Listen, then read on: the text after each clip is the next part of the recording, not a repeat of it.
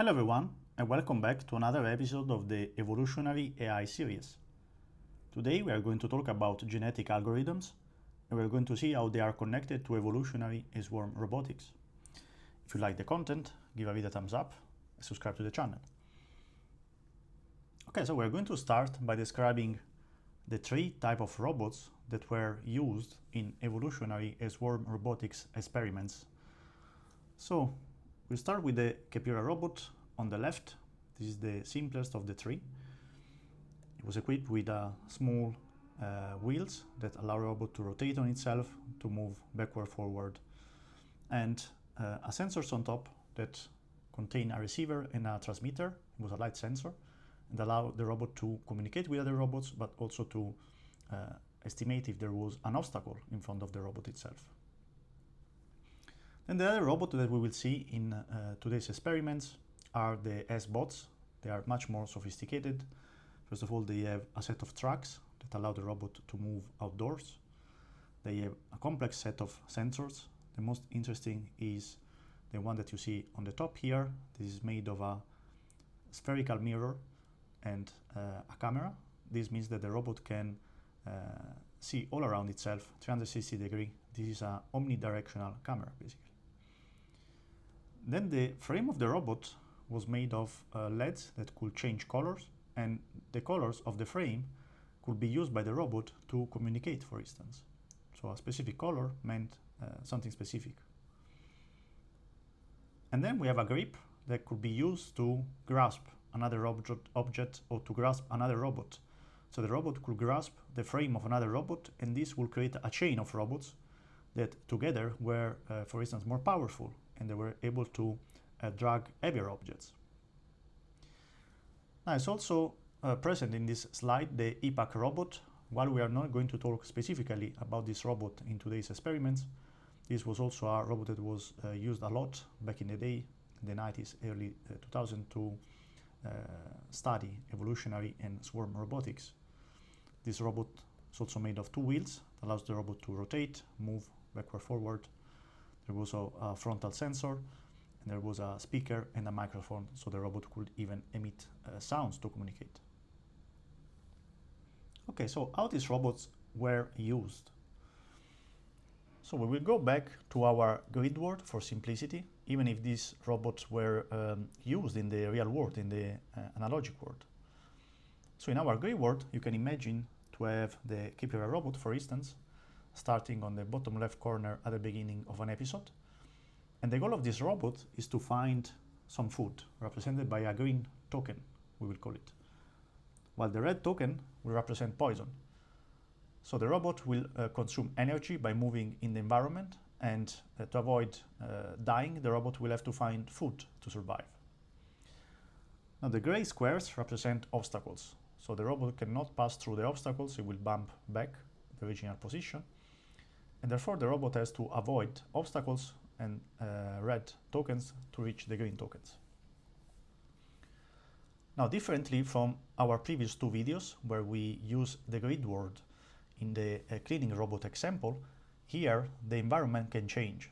So the configuration of the obstacles, the green and the red tokens can change. At the beginning of every episode, the environment is randomly initialized, so the tokens can move around. There could be a new set of obstacles, and the green and red tokens could be in completely different locations.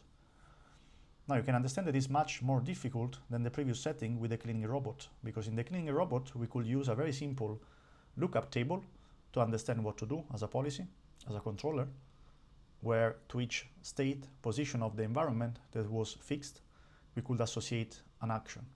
Here we cannot do that because the state can change between episodes. So one time could be an obstacle, one time could be empty, one time could be a food or poison token.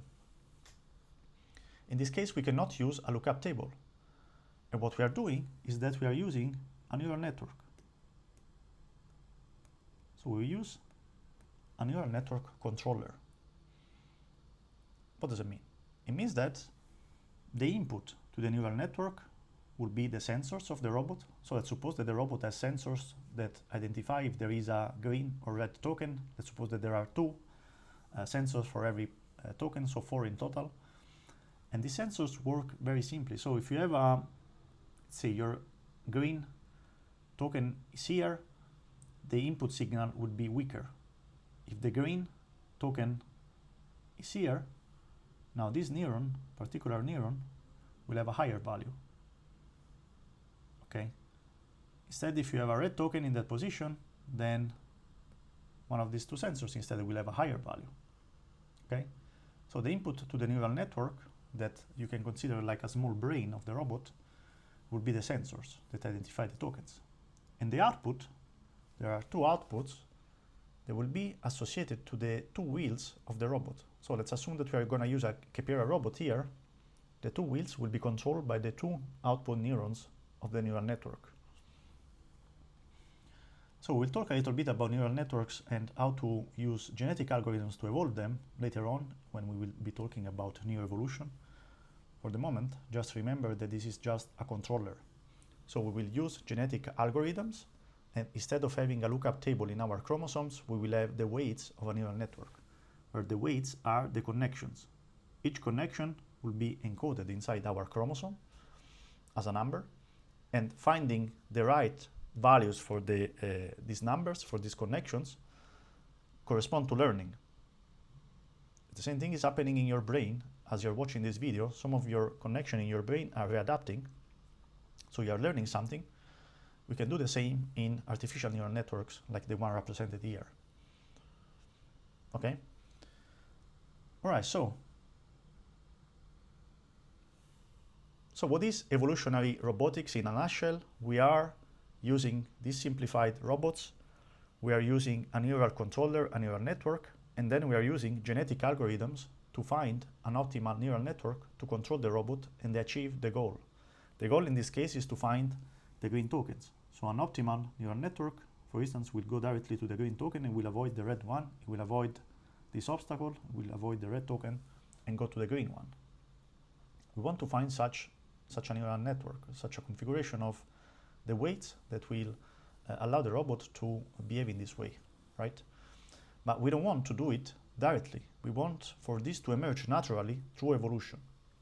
So what we are going to do, we are going to create a variety of robots, variety of neural network controllers, randomly initialized at the beginning.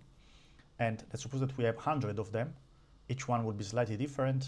And then at every generation, we will select the best controllers, and so on and so on. So we've been talking about this now in the last few videos, so I will not go again over this.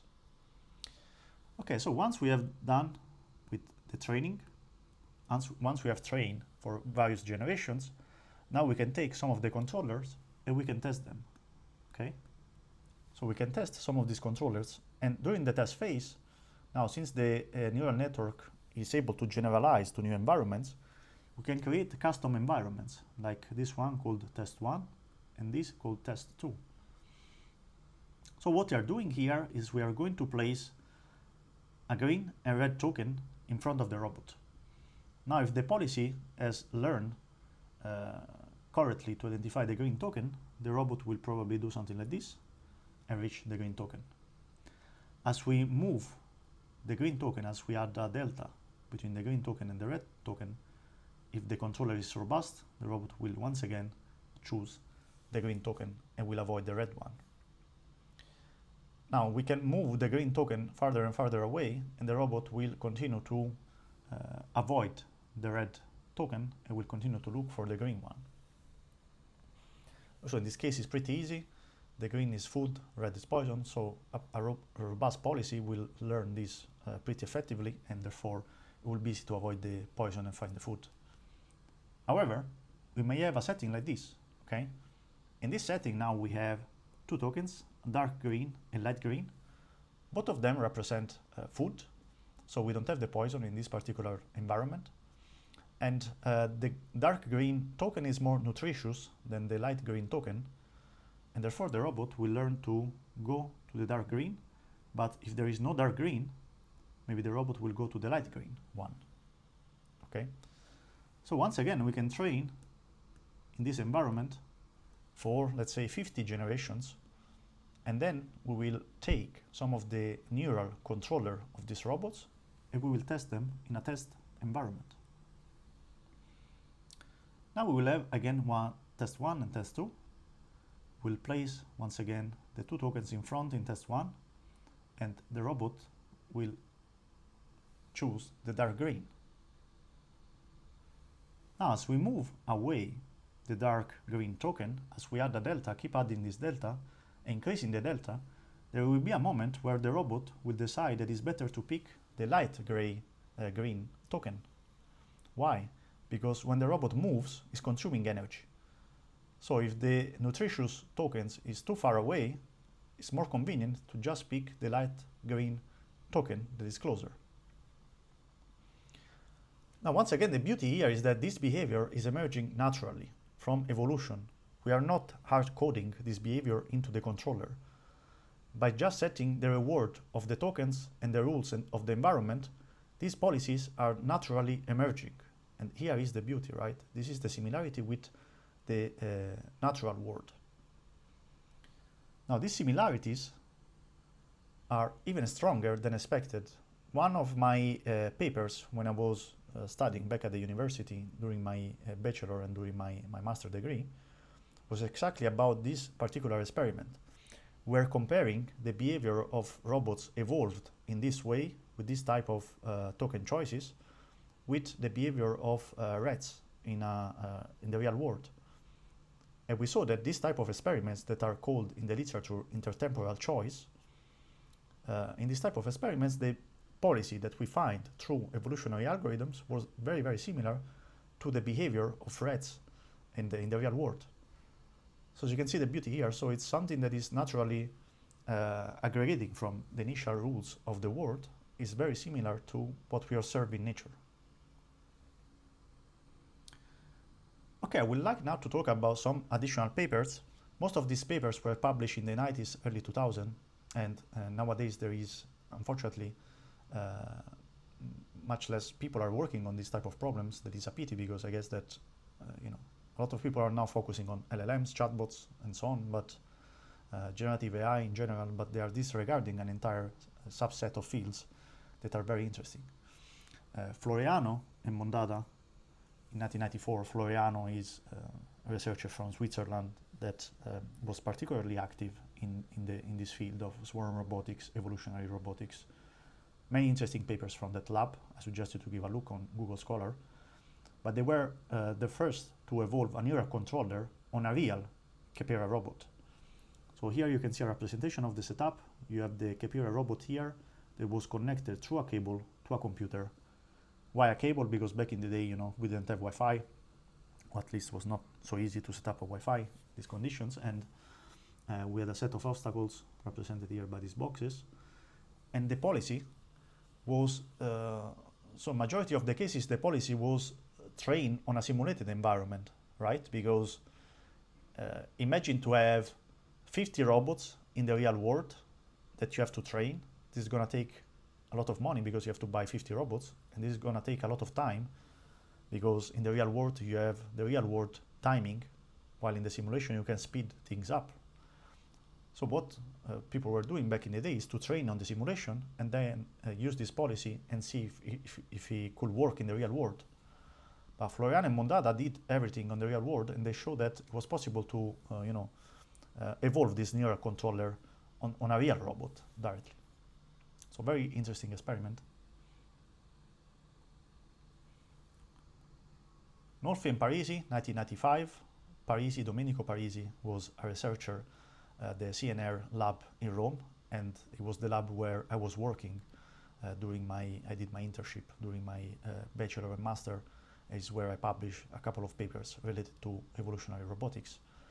Well, Nolfi and Parisi in 1995, they evolved an object pickup and manipulation sequence on the Khepera robot by using this gripper.